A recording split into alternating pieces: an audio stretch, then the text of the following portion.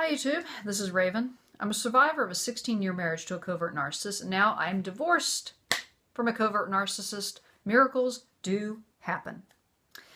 Now, that being said, I've done a series of videos called Narcissists Are Ridiculous, and I think I'm going to lump this one into it, even though it's more Narcissists Are Cheapskates.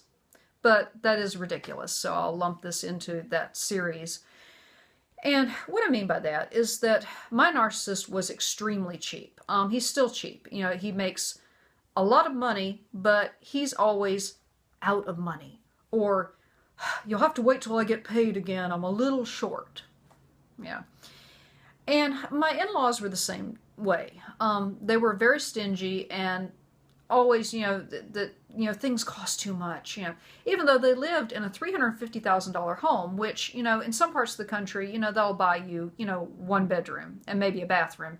But in this part of the country, $350,000 will buy you a McMansion, the houses they call McMansions. So, they lived in a very nice home, but, it was because they were social climbers and they always had to live in the nicest neighborhood and drive the nicest cars.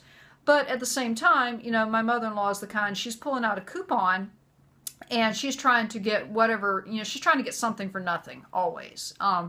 There was a time where they painted their deck. They built a deck on the back of their house and they painted it. And the guy at the hardware store told them, don't do that. Don't paint it, stain it. But, they bought some kind of mixture of stain with some kind of paint in it that it was going to make it battleship gray color.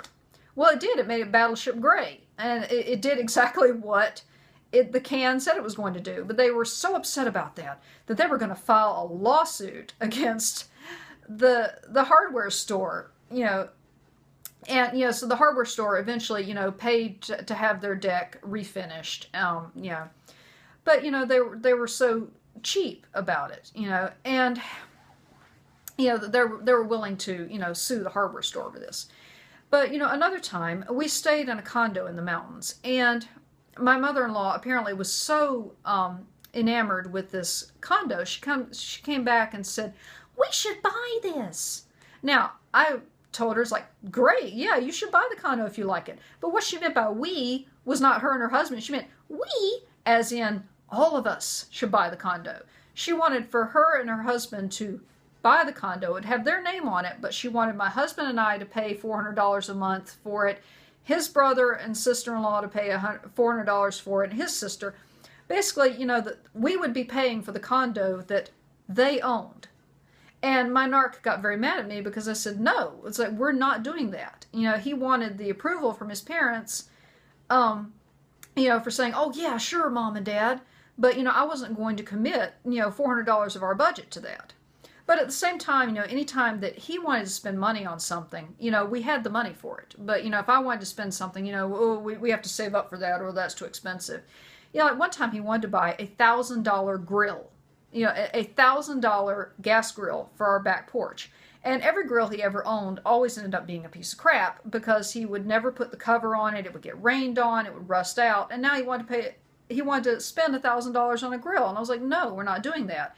We have bills to pay. What bills do you mean? I said, well, we have a $5,000 credit card bill. Why do we have a $1,000 credit card bill? I said, well, because my appendix decided to swell up the other month. And you remember that emergency room visit I had that ended up being a stay in the hospital and an emergency surgery to remove my appendix? Yeah, and so he said, we need to get a handle on our spending. I was like, yeah, right. Next time my appendix swells, I'll just try to hold it inside. When it bursts, I'll hold it inside and just get gangrene instead and die. But, his father was very cheap, too. His father wanted the credit for giving the most money to their church when their church was building a new sanctuary. But rather than write a check from his own bank account, he took some silver coins that he had from his father. And they were not like silver coins like ones from the 1800s. These were like quarters and dimes from the early 1950s, which money from the early 1950s actually had real silver in it. So it's not like 25 cents from that time period. It might be worth 50 cents or $1 as opposed to 25 cents because of the silver content. But rather than go and sell it at a coin shop, he just gave it to the church. That he just felt that he thought that they would recognize, like, oh my God, this wonderful gift you've given us, bless you, brother so-and-so. But, that's not what happened. Somebody who was really sneaky and smart at the church looked at it like, this coin has silver in it. Let me pull out 25 cents from my pocket, 25 cents, 25 cents. So they exchanged all of the coins that he had donated, which he thought that they were worth $40,000. I've heard this story dozens of times. It was worth $40,000.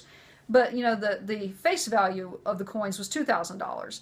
And so, someone at that church, stole their donation. And, so he didn't get the recognition that he wanted from it, that he only gave $2,000 instead of $40,000. But, had he wanted to give $40,000 to the church, he could have taken it to a coin shop and had it appraised and, sold it. But no, that's too much work. But, his father still thinks that I owe him $15. And he would bring it up. Throughout our entire marriage, he would bring it up that I still owed him $15. I mean, I wish that I had saved the canceled check so I could have pulled it out every time he said, well, Raven, you still owe me $15. I would be like, no, I don't, But, he always remembered that. He was very petty about that. And my narc was kind of petty about things, too. A friend of mine got remarried, and her husband did not have a lot of money. So they went to the Justice of the Peace and got married, and then we were going to have a reception where it was basically just some friends and family got together at a restaurant, and we ate dinner with them after they got married. And it was understood you were supposed to pay for your meal. Well, it comes time that it's time for us to leave. We've got to get back home, and pay the babysitter. And my whispered to my husband, it's like, you might want to ask the waitress for the bill so we can go ahead and pay for it.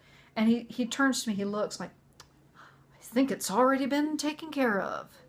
And I said, no, it hasn't. And he was implying that my friend's husband had just laid down his credit card and he'd paid for everything.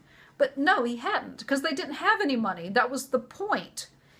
And, I kept urging him, no, you need to go get the bill. And he kept getting mad at me, like, no, it's been paid for, it's been paid for. And he wanted to leave, and he was trying to get up and leave. He was going to walk out on my friend's reception and not pay for our meals.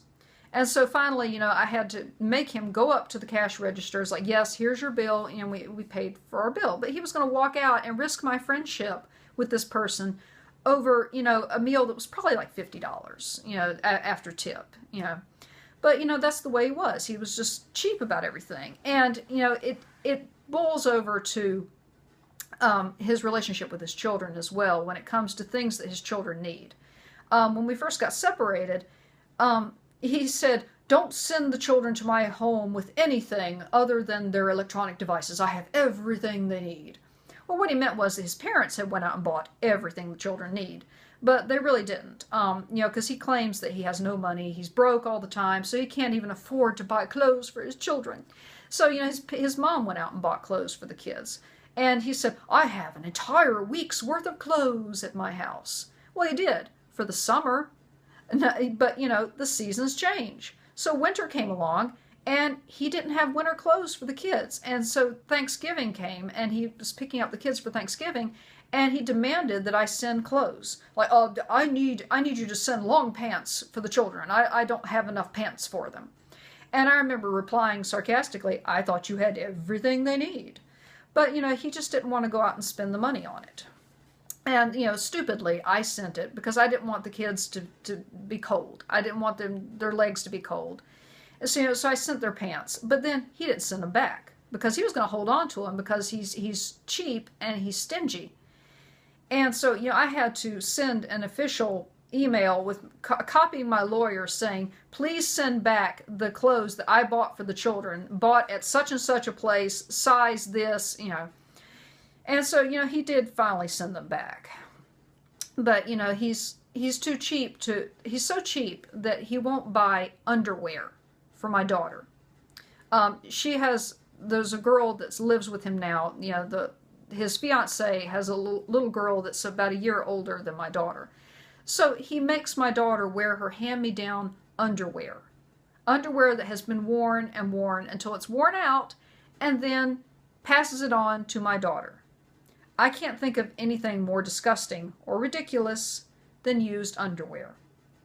But that's the narcissist.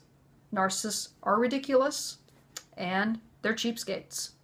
Well, that's all for now. Be vigilant, be safe, take care.